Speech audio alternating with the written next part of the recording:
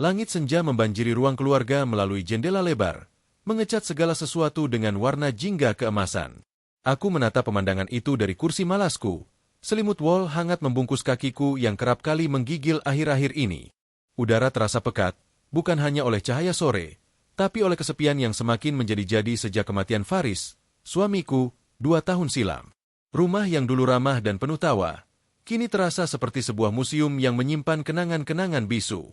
Minum obatnya, Ibu. Suara Laras, putri sematawayangku, memecah kesunyian.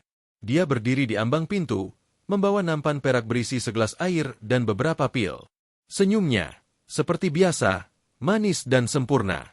Rambutnya yang hitam legam terurai rapi di atas bahu. Matanya, mirip sekali dengan mata Faris, berbinar dengan kepedulian. Terima kasih, Nak. Ucapku, menerima gelas itu. Tangannya yang halus menyentuh lenganku sejenak. Sebuah sentuhan yang dulu selalu menghangatkan, tapi kini terasa berbeda. Aku mencoba mengusir perasaan aneh itu. Mungkin hanya bayang-bayang penyakitku, atau kesedihan yang belum juga benar-benar pergi. Aku sudah hubungi Dr. Randy. Dia akan datang besok pagi untuk mengecek kondisi ibu, ujar Laras sambil membereskan bantal-bantal di sofa. Gerakannya lincah dan penuh perhatian. Ibu harus banyak istirahat. Jangan terlalu banyak pikiran. Aku mengangguk, menelan pil-pil pahit yang konon harus kuminum untuk menekan tekanan darah tinggi dan jantungku yang mulai lemah. Di usiaku yang ke-62, tubuh ini memang bukan lagi mesin yang sempurna. Tapi ada sesuatu yang lebih dari sekadar penyakit fisik yang menggerogotiku. Sebuah firasat samar, seperti angin dingin yang kadang menyusup lewat celah jendela. Bagas bilang apa? Kapan dia pulang?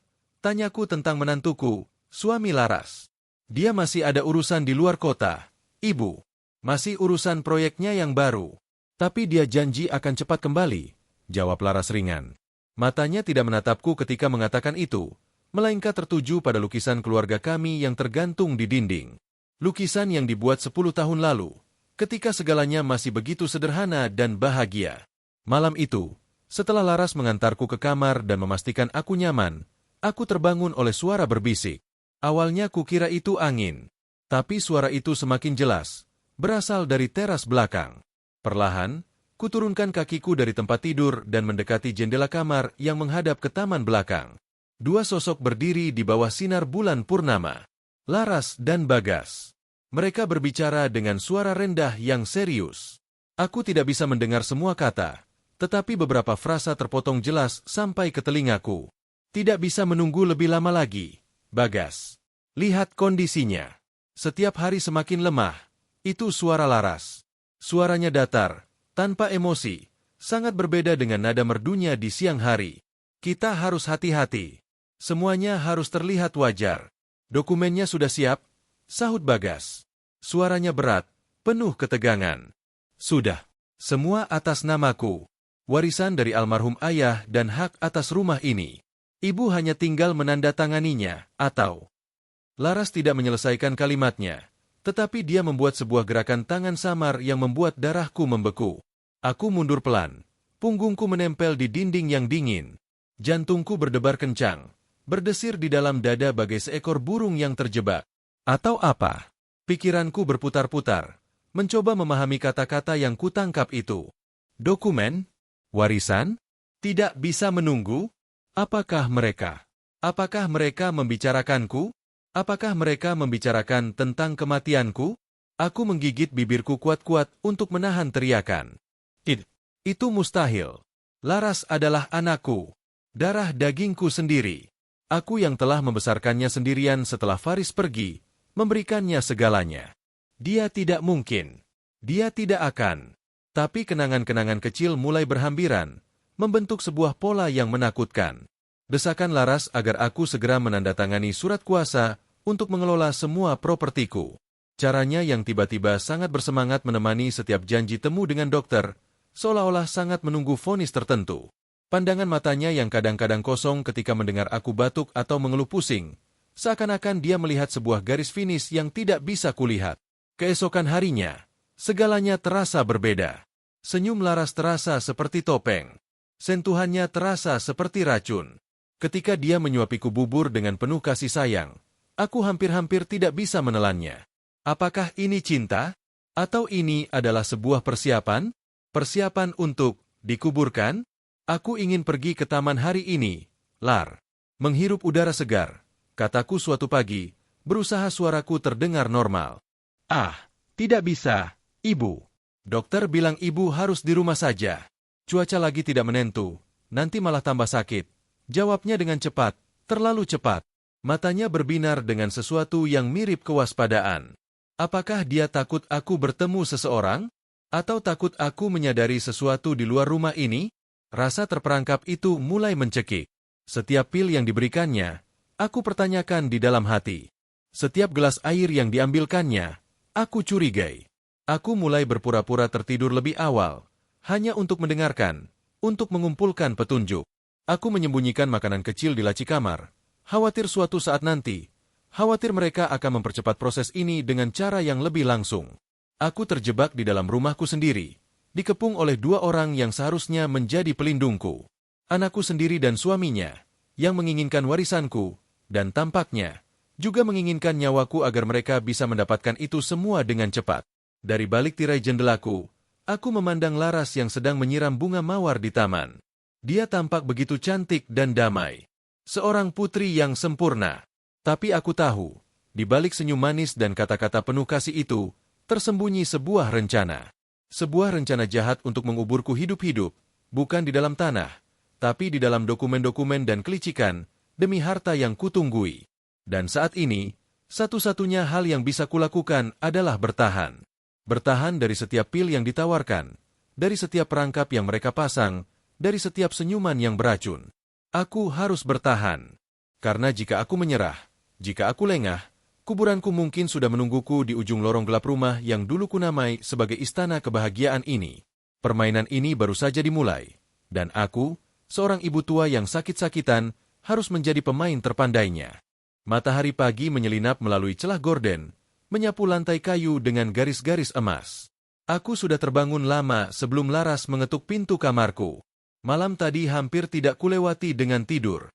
Setiap bunyi lengkingan katak di luar atau gesekan daun di jendela membuatku terkejut.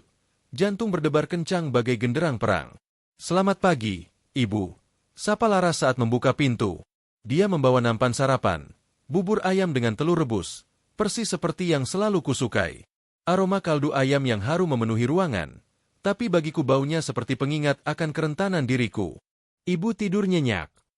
Dia mendekat, mencium keningku. Ritual yang sama selama bertahun-tahun, yang dulu menjadi sumber kehangatan, kini terasa seperti cap stempel di peti matiku. "Cukup nyenyak, sayang," bohongku halus sambil tersenyum. Aku harus bermain peran yang sama baiknya dengannya. "Aduh, buburnya masih panas sekali ya." "Biarkan saya yang meniupnya untuk ibu," ujarnya segera, mengambil mangkuk dari tanganku. Dia meniup bubur itu dengan lembut, sendok per sendok, seolah-olah setiap suapan adalah mantra yang akan mempercepat takdirku. Aku memperhatikannya. Matanya yang teduh, gerakannya yang penuh kasih. Semuanya tampak begitu tulus. Bagaimana mungkin seseorang bisa menyembunyikan niat jahat di balik topeng yang begitu sempurna? Ataukah aku yang mulai menjadi paranoid karena penyakit dan kesepian? "Dokter Randy akan datang sejam lagi," ucap Laras sambil menyuapiku. Dia bilang ada beberapa hasil tes darah ibu yang perlu didiskusikan. Detak jantungku berpacu. Tes darah? Kapan aku melakukan tes darah? Aku hanya ingat seminggu lalu, saat aku merasa sangat pusing dan lemas, Laras membawaku ke klinik untuk pemeriksaan rutin. Apakah dia menambahkan sesuatu pada tes itu? Hasilnya tidak baik, tanyaku, berusaha tenang. "Ah, tidak perlu khawatir, Ibu. Dokter Randy hanya ingin memastikan obat yang Ibu minum sudah tepat dosisnya." Jawabnya cepat, terlalu cepat. Matanya berkedip sekali, sebuah tanda kecil yang kuingat sejak dia kecil, tanda bahwa dia sedang menyembunyikan sesuatu.